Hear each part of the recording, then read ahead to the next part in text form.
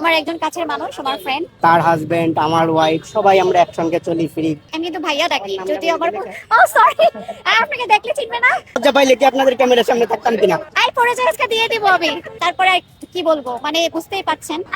ওই যা বলছে ও তাই। আজকের দিনটি সবচেয়ে বেশি মা বাবাকে অনুভব করি, আর ফ্রেন্ডস, তারপরে হচ্ছে হ্যাঁ, মা মা বাবাকে তো বললামই, মা বাবা ভাই বোন মানে ফ্যামিলিকে অনুভব করি আর কি, সবাইকে। সকালে সবার সাথে ভালোবাসা বিনিময় হয়েছে, আর হচ্ছে আমার ফ্রেন্ডের সাথে বের হয়ে গেলাম সকাল সকাল। তো সবচেয়ে বেশি কাছের মানুষগুলোকে অনুভব করছি, ও আমার একজন কাছের মানুষ, আমার ফ্রেন্ড। তো এই তো ঘুরতে বের হয়ে আপনাদেরকেও পেয়ে গেলাম। আসলে ভালোবাসাটা সবার জন্যই, আপনাদের জন্য আমার অনেক ভালোবাসা।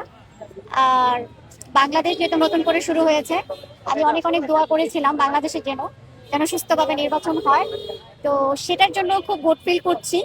ভালোবাসা আমার বাংলাদেশের জন্য, ভালোবাসা আমার বাংলাদেশের মানুষের জন্য। হ্যাঁ, আসলে মনে না হওয়ার ভালোবাসা কারণ কি? মনের সাথে মন মিললে, আর কেউ যদি আপনাকে অনেক ভালোবাসে, টেক কেয়ার করে, সে যেই হোক, সে আপনার ভাই হোক, বাবা হোক, ফ্রেন্ড হোক, এন্ড দেন আমরা যেটা বুঝি আর কি, যে হ্যাঁ আমাদের ভালোবাসা সম্পর্কে আছে সেটা, কিন্তু সে আমার ফ্রেন্ড।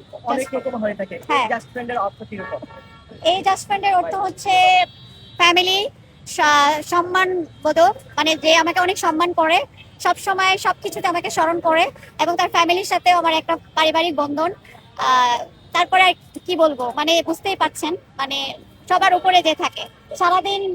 সবাই কল করে, কিন্তু তার কলটা পেলে আমি বলি, ও রিফাত ভাই কল করেছে, আমি কিন্তু ভাইয়া ডাকি, যদি আমার ও সরি, আপনাকে দেখলে চিনবে না।